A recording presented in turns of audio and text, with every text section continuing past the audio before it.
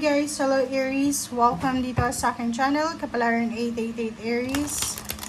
Alam natin kung anong messages, vibration, gabay energy para sa lahat ng Aries.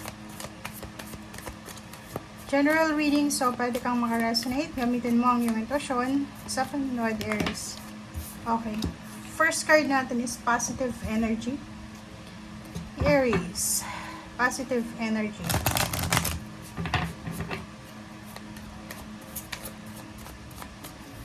Okay.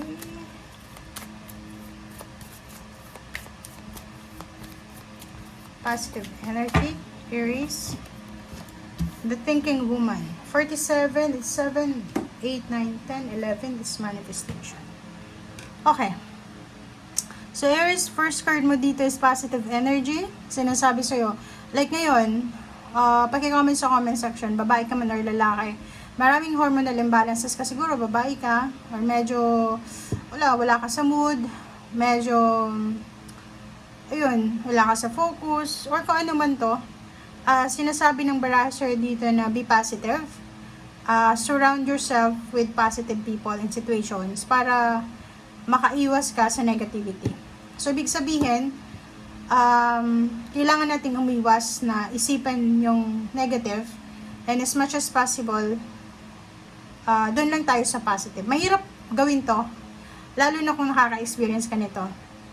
Sa iba, siguro madali lang sabihin na, be positive. But, pag nasa ganito kang situation, like may depression ka, may anxiety, marami kang, may hormonal imbalances, especially hormonal imbalances, mahirap yun kasi kailangan nyo ng gamot, kailangan ng diet. So, dito sinasabi na, isipin mo na maraming nagmamahal sa'yo. Isipin mo na may naghihintay sa'yo. Kailangan mag-ingat araw-araw kasi may mga taong nag-aantay sa'yo. Okay? Nag-aantay sa bahay mo, nag-aantay ng sulat mo, nag-aantay ng chat mo, nag-aantay ng update mo. So, be positive. Stay away from negativity. As much as possible, surround yourself with like-minded individuals. Umiwas ka sa mga bad influences. Yun yung sinasabi, bad influences, parang ganun. So, as much as possible, umiwas ka sa, kung tungkol yan sa bisyo, umiwas ka sa mga barkada na pwede kang ipahamak sa mga taong iiwanan ka nila pag diba? Parang ganun. So, Aries, nakikita ko sa'yo dito, mabuti kang tao, but mabilis kang maimpluwensyahan. So, kung ako sa'yo,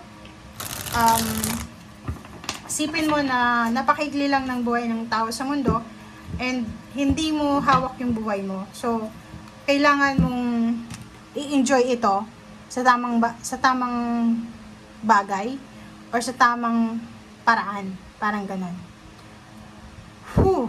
Ang bigat. Okay, Four of Swords. Nakikita ko sure dito na napaka-quiet, napaka-solemn, parang tayo dito, harmonious yung situation na to. Siguro sa ngayon, meron kang anxiety, depression, or marami kang mga emotional imbalances or hormonal imbalances. But dito nakikita ko na lahat ng yan ay mapagtatagumpayan mo yan. Lahat ng mga emotional problems, emotional losses, or lahat ng emotional issues sa buhay mo ay posibleng mapagtatagumpayan mo.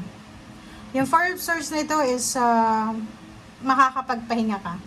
If kailangan mo ng pahinga, magkakaroon ka ng time para makapagpahinga sa mga issues sa buhay, financial, emotional, or psychological.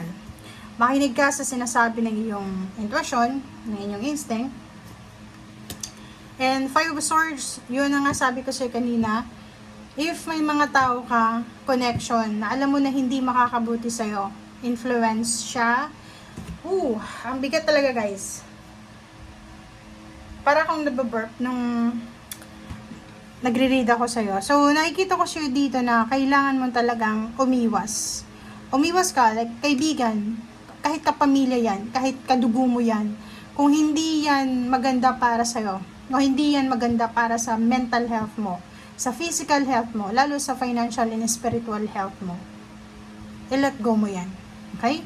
Para sa akin, yung paghahanap ng kaibigan, or yung mga taong yung supportado ako, parang ganun. Hindi ako naghahanap ng dapat perfect yung taong yun. Ang hinahanap ko yung spiritual. Dapat pareho kami ng belief spiritually. Kasi yun yung yung core ko eh. Yung core ko is spiritual.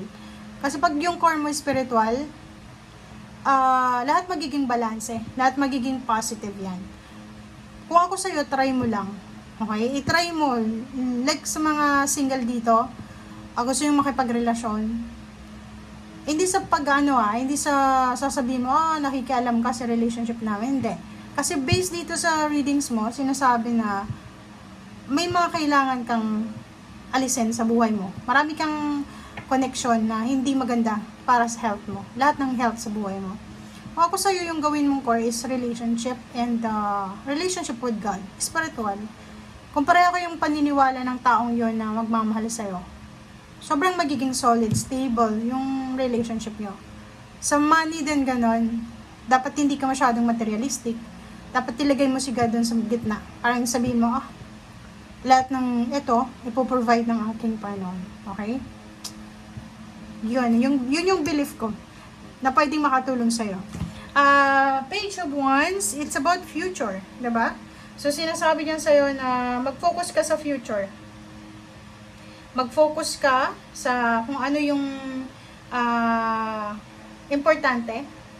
Mag-focus ka sa kung anong alam mo na future na para sa'yo. Okay? And i-share ko sa'yo, since yung reading mo dito, ang reading mo, Aries, is all about spiritual faith and yung mga dapat nang alisin sa buhay mo.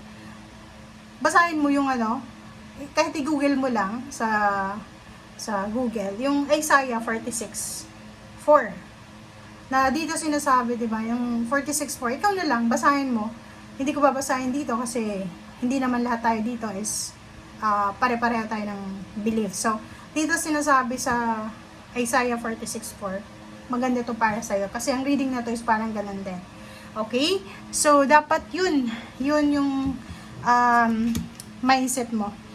Page of Wands, nakikita ko sa'yo dito na kung talagang gusto mo maging maayos yung future mo, ngayon pa lang, simulan mo na yung pagbabago. Hindi sa sinasabi dito ng barahan na kailangan masama ka or anything. Hindi. Kasi walang masama sa'yo. Walang masama. Ang masama is yung mga taong nakapaligid sa'yo. Yung impluensya sa paligid mo. Okay? So, yung iba kasi, yung ibang Aries kasi, sobrang strong ng personality nila. But, once na nakipagkaibigan sila, magiging sobrang submissive yung Aries na to. So, yun yung problema. Pag naging submissive ka doon sa connection na yun, sa attachment na yun, susunod ka lang ng susunod. So, dito sinasabi na if you want new beginnings, start na ngayon. Kung gusto mo maging maayos yung future mo, kasi ito naman na nangyayari sa atin ngayon is result ito ng decision natin sa past, diba? So, ngayon yung past, yung future natin is next month, diba? So, ngayon pa lang, simulan mo na. Okay?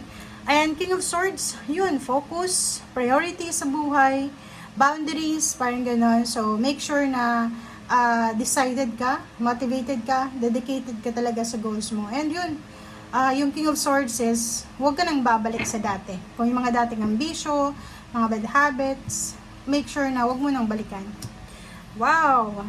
Kung ang tawag dito, kung tuloy-tuloy daw yung takbo ng energy na to na nakikita natin, magre-result sa ang outcome nito is celebration, 'di ba? So parang sinasabi sa iyo dito na hindi pa huli ang lahat, Aries. Pwede ka pang makapagsimula, pwede ka pang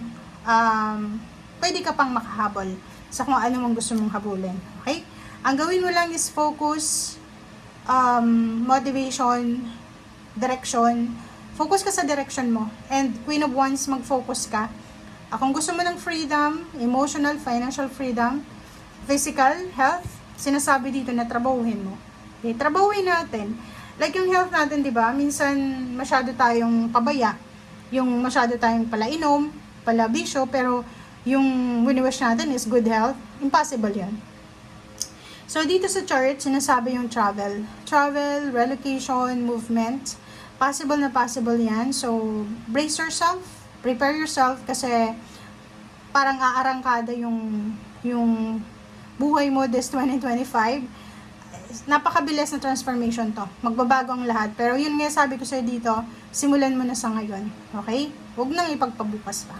Okay? So, thank you guys for watching. Bye!